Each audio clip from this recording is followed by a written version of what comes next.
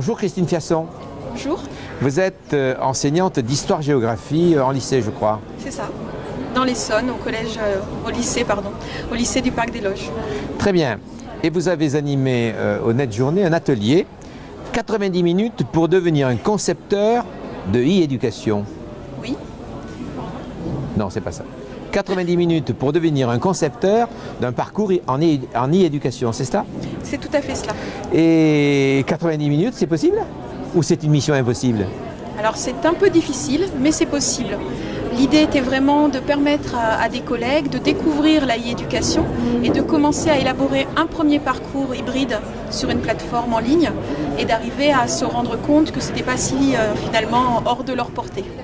En fait, lorsque des enseignants se lancent dans la e-éducation, la construction de leur parcours, c'est quand même pas évident.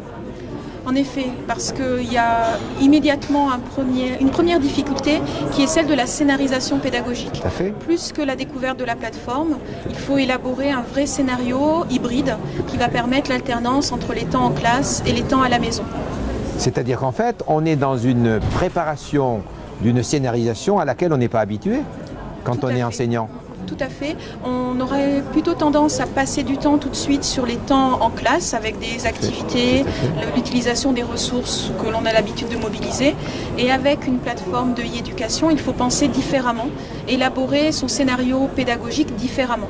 Et ce palier-là est difficile à passer pour les collègues. Est-ce que ce n'est pas nécessaire alors, dans une démarche réflexive, que de s'interroger sur l'ensemble des missions de l'enseignant en privilégiant les aspects où, au plan cognitif, les exigences sont fortes et pour d'autres où celles-ci sont moins fortes. Je veux dire par là, comment harmoniser dans cette scénarisation pédagogique les moments où il y a besoin quand même d'une action de l'enseignant dans des activités à forte valeur cognitive. Vous parlez bien sûr de la pédagogie inversée. Par exemple. Oui, alors c'est vrai qu'il est nécessaire d'avoir une réflexion sur ses propres pratiques pour identifier clairement les moments où notre présence en tant qu'enseignant est véritablement profitable aux élèves. Mais même au-delà de cela, je dirais que la conception de parcours hybride demande aussi une approche un peu techniciste finalement de la démarche pédagogique associée et donc aussi en identifiant clairement les étapes par lesquelles il faut passer. On arrive de fait à se rendre compte progressivement qu'il est nécessaire de changer de posture, qu'il est nécessaire d'identifier plus clairement les objectifs pédagogiques de chaque activité et finalement ça va de pair avec cette démarche par étapes. Je dirais que ce n'est pas forcément un préalable absolument nécessaire. Une démarche itérative. C'est-à-dire ? Une démarche qui effectivement se construit en pas à pas. Oui, tout à fait.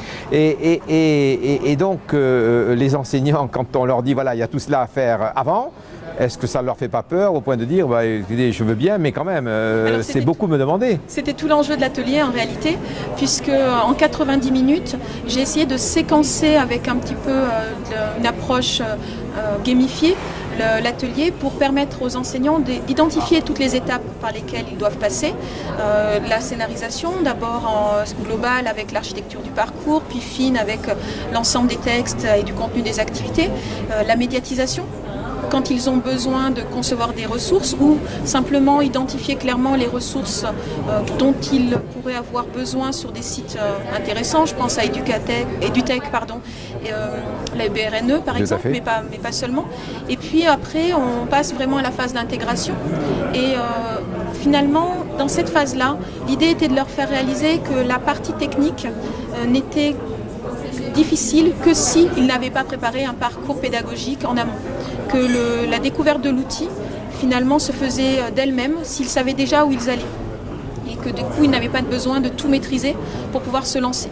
Et derrière, à la fin de la démarche, il y a la phase de test collaboratif entre les enseignants qui se lancent. Et puis après, on envisage la mise en pratique en classe. Alors justement, construire une scénarisation pour construire justement un parcours en e-éducation, est-ce que cela passe aussi par une démarche collaborative entre pairs? C'est là que c'est le plus intéressant. Et c'est là qu'on va, je trouve, le plus vite et le plus loin.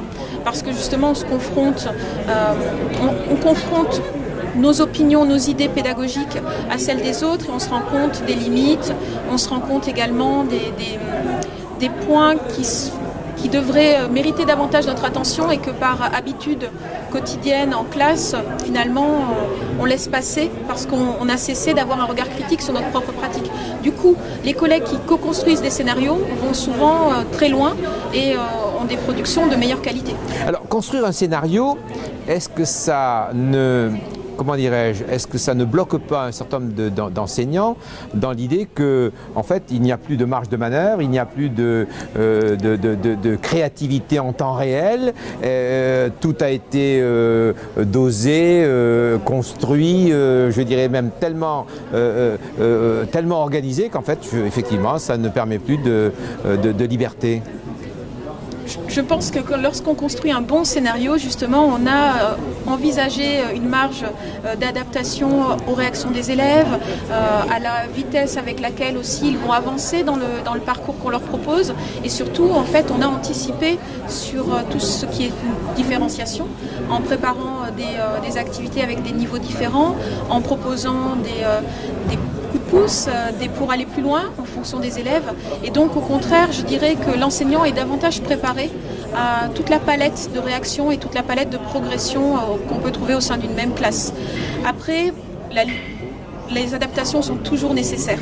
Et même un scénario bien construit, bien pensé, doit avoir une marge de manœuvre. Bien évidemment. Bien évidemment. Là, vous êtes dans une démarche, vous étiez dans une démarche de formation continue. Est-ce que la formation initiale des enseignants telle qu'elle est mise en œuvre en SP ne nécessite pas justement que cet aspect-là soit au cœur de la formation des enseignants ? Il me semble que c'est un enjeu pour la pédagogie de demain, même la pédagogie d'aujourd'hui en réalité. J'aime à croire que c'est déjà le cas dans de nombreux SP.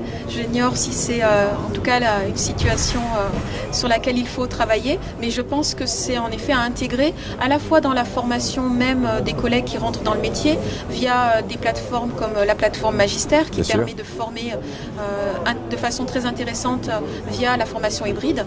Et puis ensuite, une fois qu'on a expérimenté en tant que stagiaire la formation hybride, on a tendance à se projeter beaucoup plus facilement dans une pédagogie hybride via la e-éducation. À vous entendre, on a l'impression que vous êtes tout à fait heureuse d'exercer cette fonction de formatrice comme chargée de mission. En effet, c'est vraiment un poste qui m'intéresse beaucoup et dans lequel je m'investis énormément. Avec beaucoup Très bien, merci beaucoup.